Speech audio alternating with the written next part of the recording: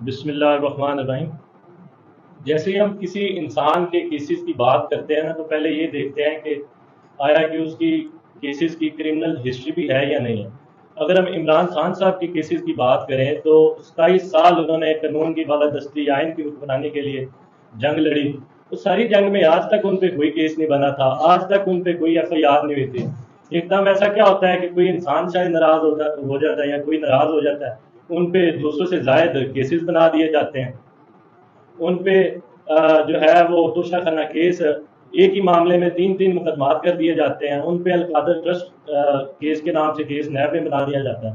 اگر ان کے باقی کیسز کی بات کی جائے تو ان میں سارے الزامات یہ ہیں کہ عمران خان صاحب نے کسی نہ کسی معاملے میں انسٹیگیٹ کیا، کسی نہ کسی معاملے میں اکسایا، اس معاملے میں ان پہ ایف آئی آر کر دی گئی ہے۔ جب یہ ہم انویسٹیگیشن جوائن کرنے جاتے تھے پولیس اسٹیشنز میں یا پولیس کے پاس، ادھر ان کے پاس کوئی ثبوت نہیں ہوتا تھا۔ ہم کہتے تھے بتائیں اکسانے کا کیا ثبوت ہے آپ کے پاس، ادھر ان کے پاس کوئی ثبوت نہیں ہوتا تھا۔ جیسے ہم عدالتوں میں ان دونوں فریقین کی طرف سے بحث ہوتی تھی تو ان مخالف سرکاری وکیل کے پاس ادھر بھی کوئی ثبوت نہیں ہوتا تھا۔ جیسا کہ آپ کو پتہ ہے کہ ایک جج صاحب نے آرڈر لکھا کہ سوائے ان کے پاس ایک ویڈیو کے یا سوائے چند ایک ٹویٹس کے ان کے پاس کوئی ثبوت نہیں ہے، اس میں بھی اکسانے کا رول عمران خان صاحب پر کہیں ثابت نہیں ہوتا۔ تو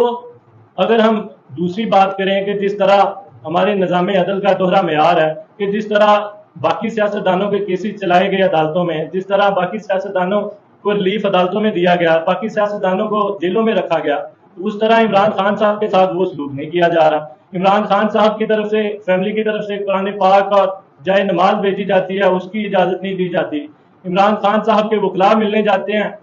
اسلام آباد ہائی کورٹ کے حکم پہ، ادھر ان پہ ایف آئی آر دے دی جاتی ہے۔ تو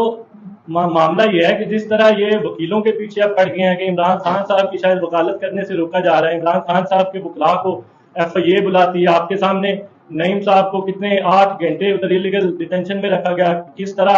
خواجہ حارث صاحب کو، وہ ایک پاکستان کے مایا ناز وکیل ہیں، فوجداری کے بہت اچھے وکیل ہیں، آج تک انہوں نے کبھی سے